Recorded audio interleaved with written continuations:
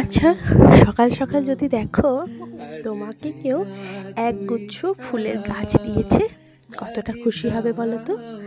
হ্যাঁ, আমিও দেখে ততটাই খুশি হয়েছিলাম। বাবা গিয়েছিল ছেলেকে স্কুল দিতে, আসার পথে এই গাছগুলো পেয়েছি। আমার ঘরের লাগোয়া একটা ছোট্ট বারান্দা আছে, সেখানেই আমি এই গাছগুলো লাগাই।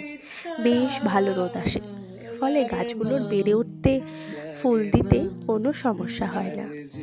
প্রতিবার আরও অনেক রকম গাছ লাগাই, অনেক অনেক। তবে এইবার ওর কাজের চাপ থাকার কারণে নার্সারিতে যাওয়াও হয়নি, সেইভাবে গাছও আনা হয়নি। তাই যে কটাই এনেছে সে কটাই লাগিয়ে দিয়েছিলাম। একটা পিটুনিয়া এনেছে, একটা ডায়ান্থাস, আমি ঠিক জানি না সবগুলোর নাম। তবে আমার একটা পিটুনিয়াও গাছ অনেক দিন আগে লাগিয়েছিলাম, একটু বড় হয়েছে, একটা ফুলও এসেছে। জানো তো, আমি প্রতিবার চেষ্টা করি পিটুনিয়া গাছটা যেন একটু লাল বা অন্য গোলাপি যে কালারগুলো হয় সেইগুলো নিতে, কিন্তু এতই ছোট গাছগুলো নিয়ে আসি যে তার কালারগুলো একদমই বোঝা যায় না। পরে বাড়িতে এসে দেখি প্রতিবার ওই ভায়োলেট কালারটাই হয়েছে। যাই হোক, ফুল তো সব রঙই সুন্দর, আর পিটুনিয়া ফুলটা শীতকালের একটা খুব সুন্দর ফুল বলতে পারো। গোটা একটা টব জুড়ে যখন ফুলগুলো ফোটে তখন দারুণ লাগে। আর শীতকালের একটা খুব ভালো গাছ হলো কসমস। কসমস গাছ যে কোনো রকম টবে যে কোনো পরিস্থিতিতে হয়। শীতকালে অনেক আগে থাকতে হয়, কিন্তু শীতকালে একটু বেশি ভালো হয়। আর ফুলগুলো যখন ফুটে ওঠে, ওর কাণ্ড শাখা কিচ্ছু দেখা যায় না, শুধুমাত্র দূর থেকে ফুলগুলো দেখা যায় আর মনে হয় যেন প্রজাপতি উঠছে বাগানের মধ্যে।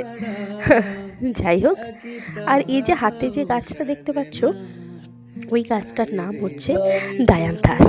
আমরা কিন্তু সাধারণ বাঙালিরা বা সাধারণ যে গাছ বিক্রেতারা, তারা ওইটাকে বেবি ডল বলে।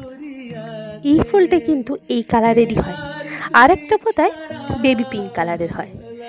এটাও কিন্তু শীতকালে একটা জনপ্রিয় ফুল। শীতকালে ফুলগুলো একটাই সুবিধা হলো ছোট ছোট টবের মধ্যে। আমার বারান্দায় কিছু ছোট্ট ছোট্ট গাছ লাগিয়েছি, সেইগুলোই তোমাদের সাথে শেয়ার করলাম। আর ইচ্ছা আছে যে বারান্দার মধ্যে একটা উচ্ছে গাছ আর কিছু ধনেপাতার বীজ ছড়াবো। ফুল ফল না হলেও আমার কিন্তু ওই গাছগুলো যেভাবে ছড়িয়ে থাকে ভীষণ ভালো লাগে। এবার আসি টিফিনের পর্বে। আচ্ছা, আমার মতো কি তোমাদেরও মাথা খারাপ হয়ে যায় সকালবেলায় হাজব্যান্ড আর বাচ্চাকে টিফিনে কী দেব?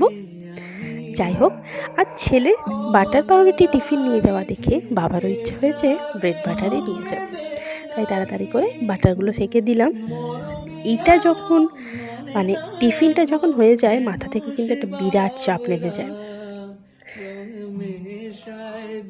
আমি পাউরুটিগুলো প্রথমে একটু হালকা করে সেঁকে নিই, তারপরে একটা একটা করে বাটার দিই আর একটা একটা করে ভাজি। তাহলে কি হয়, পুরোটাতে পুরো পাউরুটির গায়ে বাটারটা খুব ভালোভাবে লেগে যায়, আর এটাই খুব ভালো লাগে। আমার ছেলে নিয়ে গেছে জ্যাম দিয়ে পাউরুটি, সাথে কিছু ফ্রুটস, আর তার বাবা নিয়ে যাবে বাটার পাউরুটি আর সাথে কিছু ফ্রুটস।